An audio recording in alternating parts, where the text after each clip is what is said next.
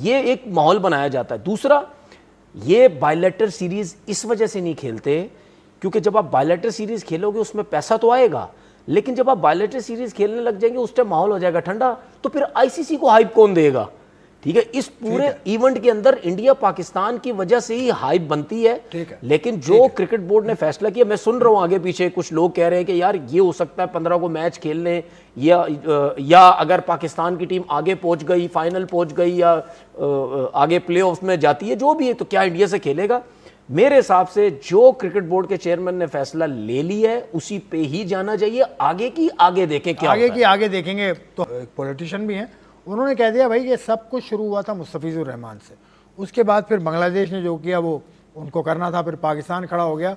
तो इस मसले की जड़ उन्होंने बता दी, जिस पर इंडियन मीडिया भी परेशान है कि उन्होंने क्या बात कह दी, लेकिन वो बात तो उन्होंने लॉजिकल। इंडिया मीडिया क्यों परेशान है? तो उन्होंने क्या किसी जापान के मीडिया में खड़े होकर बात तो नहीं की ना, इंडिया मीडिया में खड़े होकर बात की है ना भाई, वहीं खड़े होकर बात की है। वो जो हमें नजर आ रहा था कि रोड पे खड़े हुए थे, गाड़ियां भी आगे पीछे जा रही, इंडिया में खड़े होकर उन्होंने बात की है ना।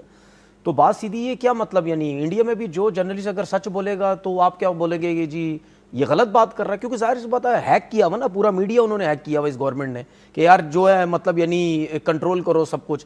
कोई भी बंदा चाहे क्रिकेट के मामलात हो चाहे पॉलिटिक्स के हों, पाकिस्तान की तारीफ कोई नहीं करेगा, उनकी साइड कोई नहीं लेगा। तो अब मेरे हिसाब से तो इनके लिए प्रॉब्लम ना हो जाए कहीं। इन्होंने अगर ये बोला कि जी मुस्तफिजुर रहमान को, जो कि हमने सुना भी कि जी उसकी वजह से सब कुछ हुआ है, इनकी इंडिया की गवर्नमेंट और बीसीसीआई की वजह से सब कुछ हुआ है, तो देख लेना उनके पीछे भी लोग पड़ जाएंगे, हम तुम्हारे घर को जला देंगे, हम तुम्हारे पीछे पड़ जाएंगे।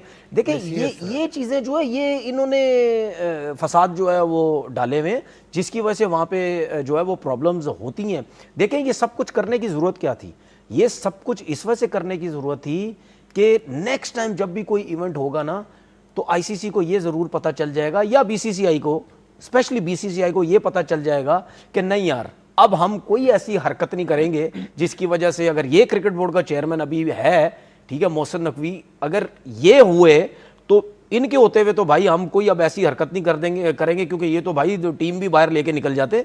तो बात सीधी सीधी ये है, कभी कभी आपको तबीयत से जरा एक मजा चखाना पड़ता है, इसमें कोई दो राय नहीं है, इसमें कोई दो राय नहीं है। ये पैसों के भूखे हैं, इनको पैसा चाहिए, इनको डॉलर चाहिए। ये कहते हैं जी डॉलर आएगा, हमारे पास पैसा बहुत आएगा। वो जो डॉलर कट रहे हैं, ठीक है, वो ठीक ठाक किस्म के कट रहे हैं। जाहिर बात आईसीसी को भी नुकसान है, बीसीसीआई को भी नुकसान है। के मुताबिक 40 मिलियन, ठीक है ना। तो इनको प्रॉब्लम ये है, ठीक है, इसीलिए मैंने बोला ना आगे चल के क्या होगा, इनको आगे भी प्रॉब्लम है कि यार पता नहीं आगे टीम आएगी तो आगे चल के क्या होगा।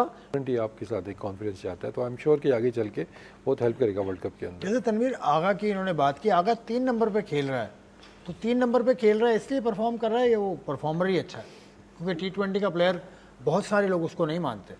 देखिए कुछ बातें जो है ना वो शायद मेरी बातों को लोग ज़रा नेगेटिव ले जाते हैं, या वो समझते हैं कि यार ये लगता है प्लेयर्स के अगेंस्ट जाता है। देखिए पाकिस्तान की हिस्ट्री में तो ये तो आपको पता है ना कि जो भी कैप्टन बनता है वो कहीं ना कहीं अपनी कप्तानी का बेनिफिट लेता है। चाहे कोई भी कप्तान गुजर चुका हमारा, इससे पहले के सलमान के, इससे पहले के जो भी कैप्टन थे, उससे पहले के, वो कोई ना कोई अपनी बेनिफिट लेते हैं। ये हमने ज़रूर सोचना है कि सलमान जब नीचे के नंबर पे बैटिंग कर रहा था तो वो उसका स्ट्राइक रेट 104, 5, 6 इस पे चल रहा था, ठीक है ना।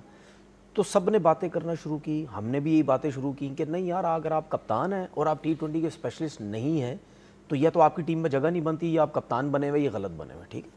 तो जाहिर से पता, जब एक कप्तान है उसने ये सोचा कि नहीं अब मैं किसी तरीके से ऊपर जाऊँगा, ऊपर चला गया, बहुत अच्छी परफॉर्मेंस दी, इसमें कोई शक नहीं है, कोई दो राय नहीं, एक्स्ट्राऑर्डिनरी परफॉर्मेंस दी, ठीक है। कहीं ना कहीं मुझे ऐसा लगता है शायद ऑस्ट्रेलियन उसको समझ नहीं सके, उस पे मैं उस चीज़ पे मैं ये बात अजीब सुन तो लिया। देखिए बात बहुत मज़े की और बड़ी डिटेल से करूँगा ना, इस वजह से मैं कह रहा हूँ।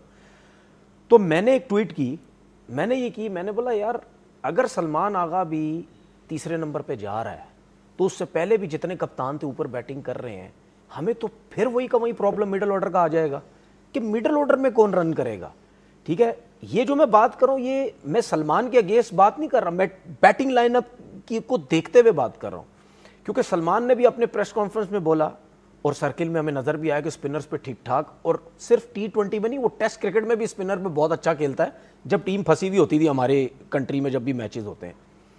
तो मैं ये कह रहा था कि यार अगर आप स्पिनर पे अच्छे हैं तो वाई नॉट मिडिल ऑर्डर में। मिडिल ऑर्डर में तो वैसे ही स्पिनर का मसला होता है, तो अगर आप सबसे अच्छे हैं तो फिर आपको तो मिडिल ऑर्डर में आना चाहिए। सर्किल के बाद वहां आओ, वहां इस तरीके से बैटिंग करो, ना भी इस तरीके से बैटिंग करो। 160-70 के स्ट्राइक रेट से अगर आप सर्किल में खेल रहे तो आप आ जाएं 140-50 के स्ट्राइक रेट से आ जाएं, ठीक है, इससे टीम को फायदा होगा।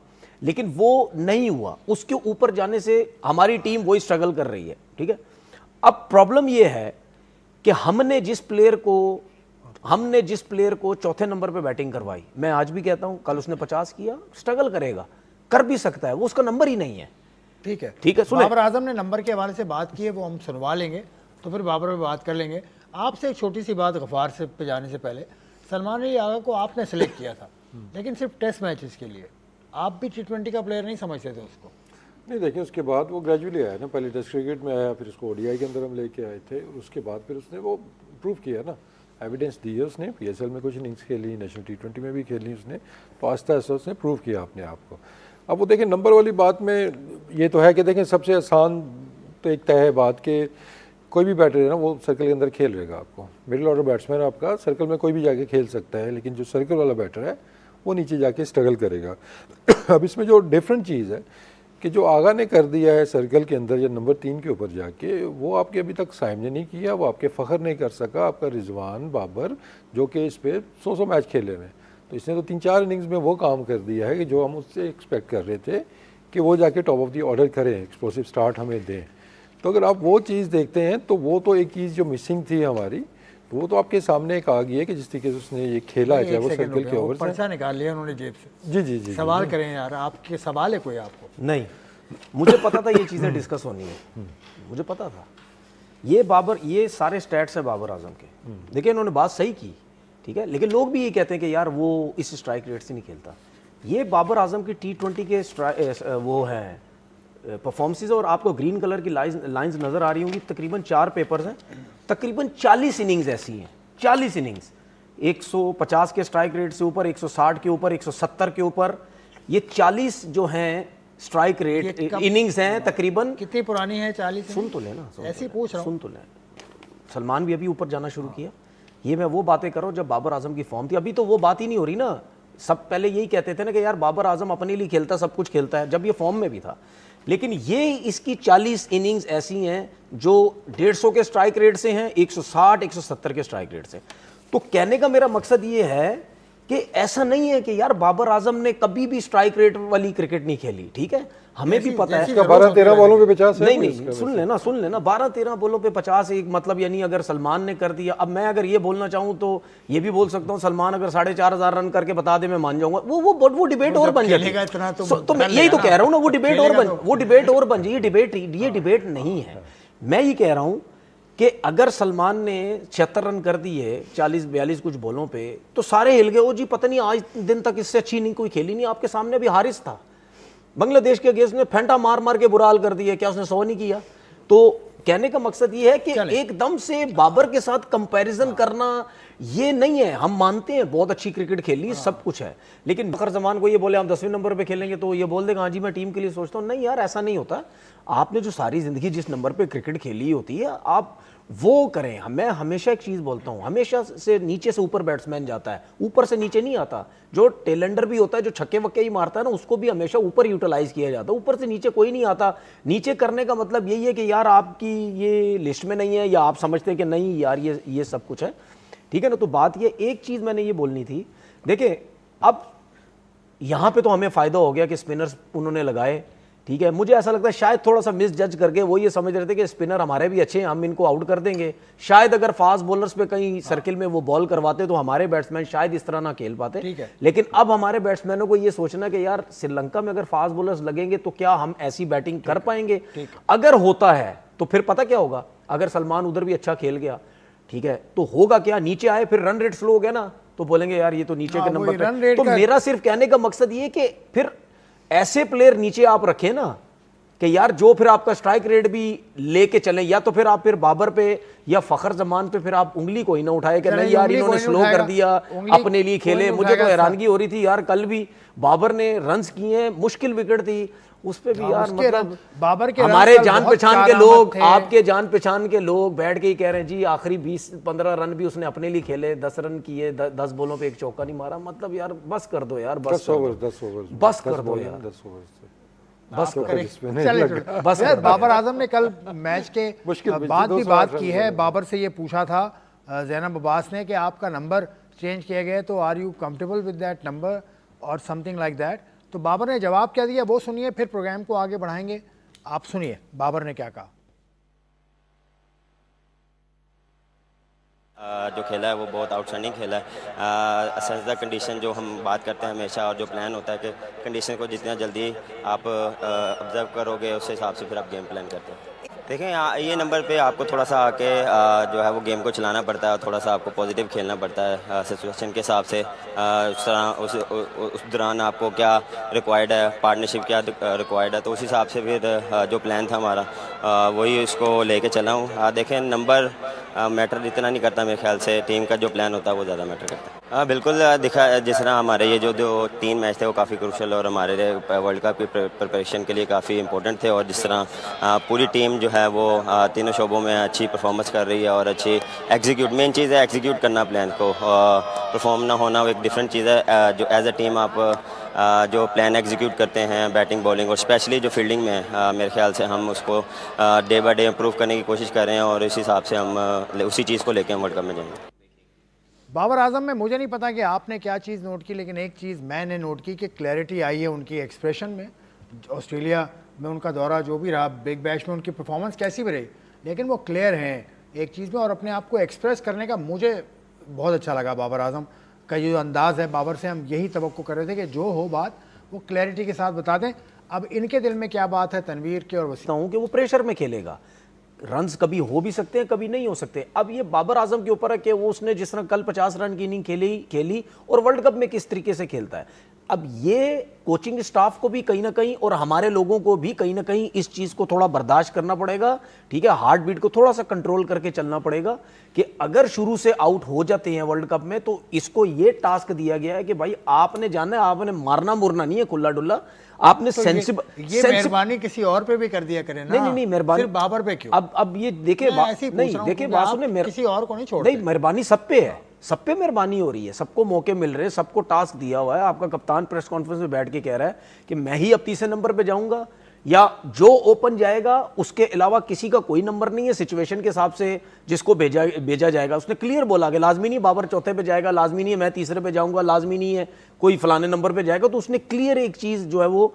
बता दी है। लेकिन मैं अभी भी समझता हूं कि बाबर के ऊपर जो प्रेशर है वो है, हो सकता है आगे चल के वर्ल्ड कप में इससे ना परफॉर्मेंस नंबर जो है थोड़ा मुश्किल हो। सिर्फ बात करूंगा पहले आपसे, तो माइक हेसन की स्ट्रेटजी आपको अब क्लियर नजर आ रही है going to the world cup, कि उसने बना लिया है प्लान, उसने बना लिया है कौन सा प्लेयर कहाँ खेलेगा, सूरत हाल सारी उसके कंट्रोल में है। देखिए टॉप एक चीज़ तो क्लियर है, टॉप 3 में आपको बाबर नजर नहीं आएगा।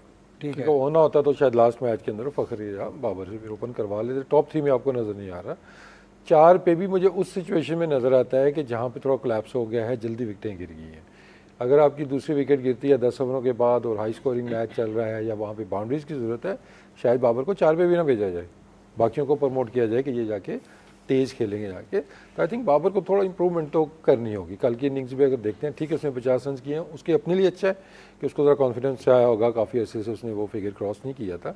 लेकिन जो थोड़ा सा जो उसकी अप्रोच थी, आप उस पर बात कर सकते हैं कि नहीं यार आखिरी ओवर चल रहे हैं और वहाँ पे भी आप मतलब वो इंटेंट भी शो नहीं किया ना आपने, आप सिंगल लेके दूसरे बैट्समैन को दे रहे हैं, तो वो थोड़ा सा इंप्रूवमेंट आपको करना होगा as a senior pro, as a best batter of the team. आप ये नहीं कि आप एक ऑलराउंडर को दे दें सिंगल करके आप हिटे मारें।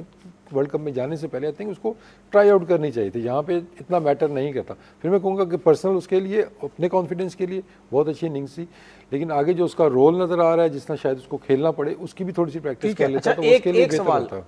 ये चीफ सिलेक्टर रहे, इनसे मेरा एक सवाल, फ़खर जमान के उस पे, फ़खर जमान ने T20 इतनी क्रिकेट खेली, फ़खर जमान T20 का कप्तान के लिए कंसीडर क्यों नहीं किया गया कभी भी? उसकी कोई इतनी बुरी परफॉर्मेंस तो नहीं थी, क्या रीज़न क्या है? बाबर के होते हैं ये बात पर्चे कर रहे हैं। नहीं, बाबर को नहीं, उतारने की ये बात कर पेपर रहे हैं। ये पर्चे से बाहर का सवाल नहीं है। नहीं नहीं नहीं नहीं, बाबर ये तो से पर्चे के बात- नहीं अंदर नहीं है जब ना, बाबर वाज द सुने ना, कैप्टन, ही वाज नहीं नहीं परफॉर्मिंग। नहीं नहीं तो जब कप्तानी बाबर पे कोई कप्तानी question से भी हटाया गया उसको, उस टाइम भी वो कंसीडर नहीं किया कि उसकी रीजन क्या, वो कप्तानी नहीं कर सकता नहीं, वो क्या अनफिट भी reason? था ना बीच में, तो नहीं, टीम का जब हिस्सा वो भी नहीं प्रॉपर था। खेल भी रहा थोड़ा था सा उसकी अगर आप फॉर्म वगैरह भी ओवरऑल देखते हैं ना कि फ़खर का बेस्ट फॉर्मेट नहीं रहा है T20, उसने स्ट्रगल भी की है उसमें। बाबर जो फ़खर की अच्छी चीज़ है कि वो हमेशा बड़े इवेंट के अंदर जाके उसने अच्छा परफॉर्म किया है। बायलैटरल सीरीज़ के अंदर देखेंगे तो आपको इतनी परफॉर्मेंसेज आपको फ़खर की नज़र नहीं आती हैं, लेकिन होता है ना कि बड़े ओकेजन के अंदर, जैसे ऑस्ट्रेलिया का मैच था हमारा दुबई वाला जो वर्ल्ड कप का, उसके अंदर जैसे उसने बैटिंग की थी, हालांकि उस तरह की फॉर्म उसकी उस तरह नहीं चल रही थी कि उससे पहले थोड़ी सी वो स्ट्रगल कर रहा था, लेकिन वो बड़े ओकेजन पे जाके हमेशा उसने, हाँ ठीक है, चाहे वो मैं चैंपियन इसका ट्रॉफी, जवाब हर दे जगह दूं। उसने फ़खर किया। ने अभी तक नीचे लेवल पे भी कप्तानी कहीं नहीं की। वो ना डोमेस्टिक की किसी टीम का कप्तान, ना अंडर 19 का कप्तान। जरा बाबर तो अंडर 19 का कप्तान था ना 2012 में, अंडर 19 जो पाकिस्तान खेला है। तो मुझे लगता है ये वजह होगी कि आपका कप्तान ग्रूम नहीं हुआ इतना ज़्यादा।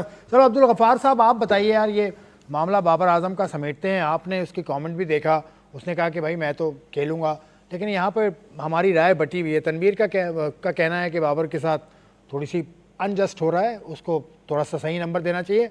वसीम कहते हैं कि बाबर की इंटेंट भी वो नज़र नहीं आई। इंटेंट पे बात करें, बाबर इंटेंट नज़र आई थी कल के मुकाबले में आपको?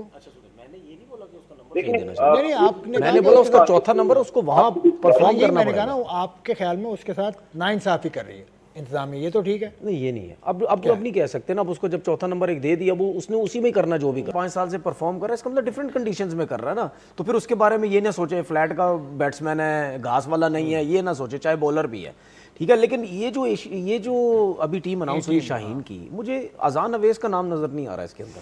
मेरा फेवरेट प्लेयरों में से एक प्लेयर अजान अवैस ने ठीक है, 100 भी की है और 5वें छठे पे है। अगर आप रैंकिंग की बात करते हैं तो 5वें छठे के नंबर पे है, मुसलसल वो सीजन खूबसूरत खेलता है, अच्छा खेलता है, सब कुछ है, तो वो क्यों नहीं है? अच्छा, उसके बाद मैं ये समझता हूँ कि यार, फजल नहीं है, मैं ये सोचता हूँ फजल इस वक्त टॉप स्कोरर है, वनडे कप का फाइनल का आपके इस टाइम जो फर्स्ट क्लास क्रिकेट के अंदर जो ऊपर के 4-5 प्लेयर है, मेरे ख्याल में उसमें से एक का भी नाम नहीं है, ठीक है ना। तो फर्स्ट क्लास का लड़का अगर वनडे की टीम में आप डालना चाहो तो आप डाल सकते हो, कोई ऐसी नहीं, वो वनडे भी खेल सकते हैं। अच्छा, दूसरी बात, मुझे एक चीज़ अब क्लियर नजर आती है यार, बारियां बांटी हुई हैं, चाहे कोचिज की बारियां बांटी हुई हैं, चाहे प्लेयर्स की बारियां बांटी हुई हैं। मुझे लगता है ये बांटने का सिलसिला चलता रहता हर 2-4-6 महीने बाद। मेरा सूर्य कुमार यादव 19 सितंबर को ओमान को 21 रन से हरा कर एशिया कप 2025 में जीत के हैट्रिक लगाई। लगातार 3 मैच के साथ भारत ने ग्रुप स्टेज का अंत किया। एशिया कप 2025 ग्रुप ए की पॉइंट टेबल में भारत नंबर 1 रहा, मगर दूसरे ग्रुप की अजय टीम श्रीलंका को भी टीम इंडिया ने रन रेट में मामले में धूल चटाई। बता दें, ग्रुप बी से श्रीलंका ने ग्रुप स्टेज में के सभी मैच जीते, मगर टूर्नामेंट में हिस्सा लेने वाली सभी 8 टीमों में सबसे ज़्यादा बेहतरीन रन रेट भारत का ही है। इसमें टीम इंडिया का एशिया कप में दबदबा पता चलता है। ग्रुप ए की पॉइंट टेबल की बात करें तो भारत ने अपने तीनों मैच जीते और टीम इंडिया 6 पॉइंट के साथ पहले पायदान पर है। भारत का रन रेट +3.54 547 का रहा, जो टूर्नामेंट में सबसे बेहतर है। वहीं इस ग्रुप में दूसरे पायदान पर रहते हुए पाकिस्तान ने सुपर 4 के लिए क्वालिफाई किया। पाकिस्तान ग्रुप स्टेज में भारत के हाथों हार का सामना करना पड़ा, जिस वजह से उनके खाते में 4 ही अंक हैं। वहीं उनका रन रेट +11790 का है, जो उन्होंने यूएई और ओमान जैसी छोटी टीम को हराकर हासिल किया है।